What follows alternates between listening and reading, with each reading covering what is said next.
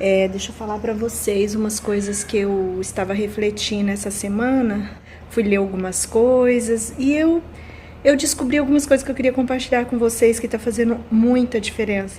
Assim, não é algo que estava tão distante de mim, mas que eu não estava percebendo dessa forma. As coisas assim vão se ligando e vão ficando mais claras. Vocês sabem que está muito na moda o autoconhecimento, né? E o autoconhecimento, ele vem ajudando as pessoas a superar algumas dificuldades emocionais, algumas doenças emocionais ou alguns desequilíbrios que as pessoas têm e vem ajudando elas a perceber quem elas realmente são, né? É interessante isso, né? Você se conhecer. Muitas vezes, quando a gente faz um juízo da gente mesmo, né? Quem sou eu? A gente se sente... na verdade, nós ainda temos o nosso lado mal, nós temos o nosso lado imperfeito, né? Nós sabemos que a gente ainda tem algumas dificuldades a serem superadas. Porém, a gente às vezes não para pensar quem nós somos em essência, quem nós somos de fato. Porque se eu tenho ciúme, se eu tenho vaidade exagerada, se eu sou orgulhosa, se eu sou ressentida, se eu sou desequilibrada, se eu sou impaciente, Deus não me criou desse jeito. E se foram coisas que eu fui acumulando no decorrer do tempo, eu fui absorvendo, eu fui não sabendo lidar com as situações, porque também não me ensinaram a lidar, né? Porque também quem me educou não sabia, né? Então, por isso que hoje é tão melhor esse acesso que a gente tem à internet, ao conhecimento, a vídeos bons, a vídeos edificantes, a vídeos que te ajudam a fazer esse autodescobrimento, esse autoconhecimento, o quanto eles são saudáveis exatamente para você saber como você funciona, para você saber lidar com as emoções, né? Então nunca é tarde para a gente aprender. E o que a gente ganha em se conhecer? Existe algumas questões que nos foram ensinados e que a gente sabe que a gente deve fazer daquele jeito. A gente até conhece um pouco dos benefícios de agir daquele jeito, mas às vezes a gente não consegue agir daquele jeito, exatamente porque a gente não conhece a gente. Então, eu preciso, antes de tudo, entender que eu sou uma centelha divina, que Deus me criou perfeito, que todas as virtudes que você pensar e imaginar, elas já residem em mim, que tudo que eu quero e desejo para minha vida eu já consegui, já existe para mim, né? Eu só preciso me ligar a isso. Então, tudo que eu quero, eu sou uma pessoa muito impaciente, queria muito trabalhar a minha paciência, você já tem. Você já tem lá dentro de você, você só precisa desenvolver. Porque não basta só saber disso. E aí eu vou falar pra vocês essa semana, assim, o que eu fiquei pensando muito mesmo. À medida que você se conhece como um grande potencial de transformador da sua própria vida, porque assim Deus te criou, Deus é o criador do mundo, do universo, de tudo que existe. E você é co-criador com Ele. E você é um agente transformador. Você não pode transformar ninguém, nem pode transformar o mundo, nem pode mudar nada. Mas você tem o poder dado por Deus para te mudar e para te transformar. Por isso que tudo que você quer, tudo que você almeja, principalmente do ponto de vista espiritual, quando eu falo espiritual, entre as virtudes, tá? Você já tem. Já foi te dado. Sabe por quê? Porque nós somos herdeiros do Criador. Nós somos herdeiro da perfeição. Nós somos herdeiro da grande luz. Nós somos herdeiro daquele que cria. Nós somos herdeiro da bondade, do amor, da justiça, da caridade. Então, tudo isso nós herdamos. E quando eu compreendo isso, eu estou assumindo a minha filiação. Porque se eu achar que eu não sou nada, que eu não sou nada disso, que eu sou a pior pessoa do mundo, eu não estou me reconhecendo como filho. Então a herança está aí, mas eu não pego. Eu acho que eu não tenho direito a essa herança. Mas o pai está dando, mas eu não pego. Eu nego. Eu sou resistente por me diminuir, por me sentir a pior criatura do mundo. E se sentir poderoso, um agente transformador de pensamentos, sentimentos e até o poder de curar, de me curar, isso não faz de mim uma pessoa arrogante, isso não faz de mim uma pessoa que quer disputar com Deus, não é nada disso. Isso é eu reconhecer que eu sou uma parte da divindade. Sabe quando você olha assim para o seu filho, você tem você tem aquele sentimento de que é um pedacinho de mim. Por que ele é um pedacinho de você? Porque ele tem seu DNA. Né? Você sabe que ali corre geneticamente, tem o seu material ali, seu e do seu marido. Então é isso. Nós somos um pedacinho de Deus, fazendo uma analogia, e ao mesmo tempo estamos mergulhados nele. Então, fazer a vontade de Deus não é algo posto para nós. Você tem que fazer a vontade de Deus. Fazer a vontade de Deus é questão de tempo. É questão de você se assumir a sua posição no universo, entender quem você é para a divindade, quem você é para você mesmo, e à medida que você vai se conhecendo e compreendendo o potencial que você tem de transformação de você mesmo, do outro não, mas de você mesmo, você entra numa sintonia tão profunda com o Criador que a hora que você pensa com Ele, a hora que você fala com Ele, a hora que você age com Ele. É a perfeita comunhão. É a perfeita comunhão. E aí você compreende que, por que Jesus disse, a tua fé te salvou, a tua fé te curou. Ele não falou eu curei, ele não falou que ele curou. Tá certo, as pessoas foram atrás dele para curar, mas o que curou veio de dentro para fora e não de fora para dentro. Tem uma passagem no Evangelho também que eu nunca entendia, que Jesus curou um cego, acho que foi um cego, e depois ele disse assim, ó, volta para tua casa, mas não entra na aldeia. E a casa dele ficava na aldeia. Então, é muito confuso. Como é a mesma coisa de falar assim, ei, volta lá pro seu apartamento, mas não entra no condomínio. Como que eu vou entrar no meu apartamento sem entrar no meu condomínio?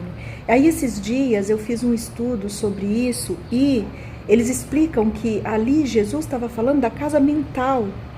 Da casa mental, aquela aldeia, ela tinha costumes, ela tinha situações assim espirituais, carregada de coisas que não eram salutares. Então era para ele não entrar naquela vibração. Então ele ia voltar para a casa dele, mas ele não ia entrar naquela vibração daquelas pessoas. Por exemplo, às vezes você fala assim, ai, eu não gosto de ir na casa da minha família final de ano porque tem muita maledicência. E eu não suporto ver as pessoas falando mal de cada um. Então, o que Jesus falaria? Volta, vai para tua casa, visita a tua família, mas não entra na aldeia. Ou seja, não entra naquela vibração. A hora que você vê a maledicência, cala, ora, se recolhe, tenta não entrar naquela vibração, nem pensamento. Tá vendo alguém falando mal de alguém? Desconecta disso, sabe? Não entra nessa questão, porque para aquela cura daquele cego, para que ele realmente continuasse enxergando, era importante que ele não entrasse na vibração daquela aldeia. Pelo jeito, aquela aldeia tinha muitos costumes, muita vibração que era negativa e que não ia fazer bem para ele. Ele poderia desenvolver outra doença, ele poderia voltar a ficar cego, sei lá. Depois de uns minutinhos eu voltei. Então, gente, e o que essa passagem ela me mostrou? Além de outras coisas também que eu li, que eu pesquisei, que nós temos um poder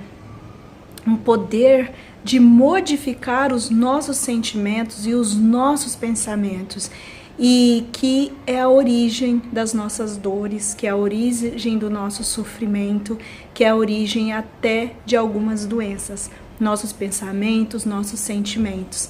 Então, se eu tenho alguma dificuldade, alguma virtude adoecida, como por exemplo o ressentimento, eu preciso dialogar com ele, eu preciso compreender, eu preciso acolher, eu preciso curar, para que haja uma cura na minha vida, de alguma coisa que eu estou passando. Então eu preciso muito, muito me conhecer como eu funciono, colocar à tona os meus sentimentos, conversar com os meus erros. Todo mundo erra. O problema é que às vezes a gente quer colocar o nosso erro debaixo do tapete exatamente por nós sermos muito exigentes, por nós não admitirmos. Quando eu não admito de jeito nenhum certas coisas na minha casa, certas coisas na minha família, e eu sou tão exigente, é a mesma severidade que eu me trato, e essa severidade ela me adoece. Então, essa passagem do cego, ela mostra que Jesus mostrou para ele o caminho dele permanecer curado. Olha, né? Então, ó, não entra na aldeia, não entra naquela vibração, é como se ele estivesse dizendo assim, senão você vai adoecer de novo. Isso mostra o quê? Que Jesus é o caminho, ele te mostra, ele sinaliza por onde que você tem que ir, mostra que tudo está dentro de nós, as respostas estão dentro de nós, e se manter em vigilância, como eu falei, é muito mais do que a gente só ficar pondo sentido no que a gente está fazendo. É importante que a gente faça um mergulho em nós mesmos. E que toda vez que vem um sentimento, alguma coisa assim ruim, desconfortável, a gente entender que são plaquinhas avisando que a gente está no caminho errado.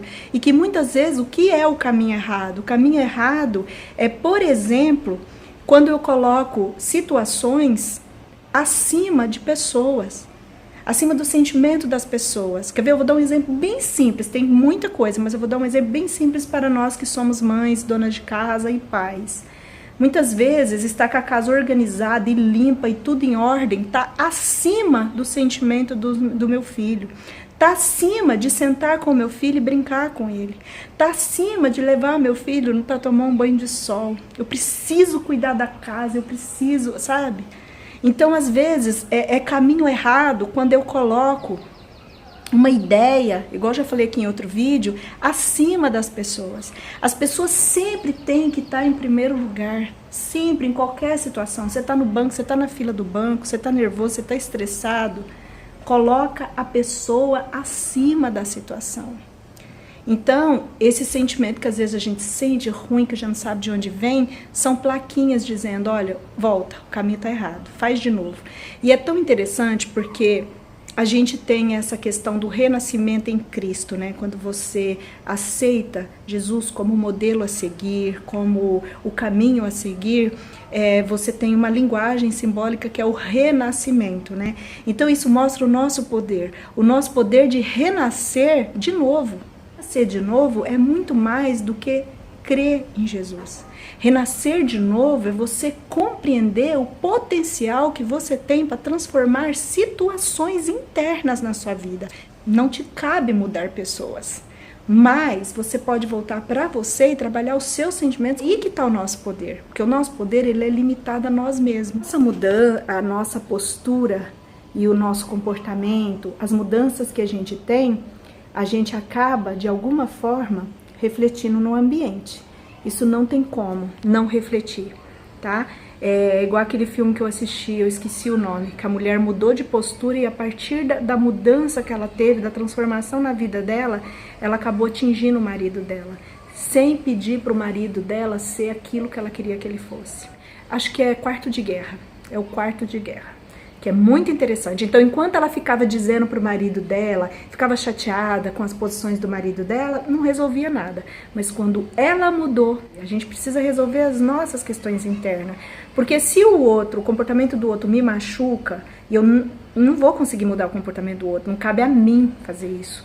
Mas se eu mudo os meus sentimentos, se eu falo, não, a partir de hoje esse comportamento dele não vai me machucar, e vou dialogando com essa minha dor, e vou procurando formas disso não me machucar mais, da forma que me machucava. Então, entende o poder que a gente tem nas nossas mãos, e quem vai nos deixar cada vez mais poderosa é o autoconhecimento. E não é que, eu vou me sentir tão poderosa que agora eu vou esquecer de Deus. Não, porque à medida que você, deixa eu ver meu arroz aqui, porque à medida que você vai se vendo com esse poder, você está assumindo a sua filiação. Então você já começa a agir, igual Jesus fala, eu estou no Pai, o Pai está em mim. Então toda vez que você agir com compaixão, toda vez que você agir com o perdão, você tá agindo juntamente com Deus. É Deus através de você. E aí fica ali, você fica até meio bagunçado. Fui eu que fiz ou foi Deus que fez? Porque é nisso que está a confiança. Confiança não é também acreditar. Confiança é você fiar com. É construir com, é fazer com. Então toda vez em que você reconhece esse seu poder de te modificar, de agir com virtude, de ser virtuoso, na verdade você está numa sintonia muito profunda com o Criador e não descartando ele. Isso é teoria, né, gente? Agora vamos partir para a prática, né? Vamos buscar, vamos ler mais sobre autoconhecimento. Tem muitos livros bons, tem muitos vídeos bons no YouTube. Tem um sábio da antiguidade que já dizia: conheça-te a ti mesmo.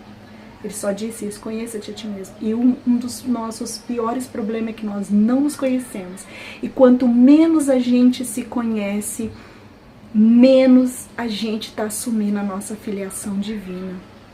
Porque tudo que é do Pai é do Filho. Disse isso Jesus na parábola dos 2 filhos, né? Quando o filho reclama: ah, mas eu tô sempre aqui, você nunca me deu nada, e agora pro outro que foi, pecou e voltou, você deu um anel, mandou matar um novilho. E ele falou mais ou menos em outras palavras: mas tudo que é meu é seu. Então ele disse isso: tudo que é dele é nosso, né? Então vamos pegar essa herança, vamos aceitar essa herança. Ah, mas eu sou tão pecador, eu não mereço. Mereço sim, mereço, porque não é uma barganha. Não é uma barganha, isso é a graça, né? Nós somos salvos pela graça. Então nós somos salvos por compreender que somos filho, e tudo que é do Pai é do Filho. E a herança que nos cabe é o nosso poder de nos transformar, de mudar a nossa vida e de nos curar de qualquer doença. Um beijo, gente.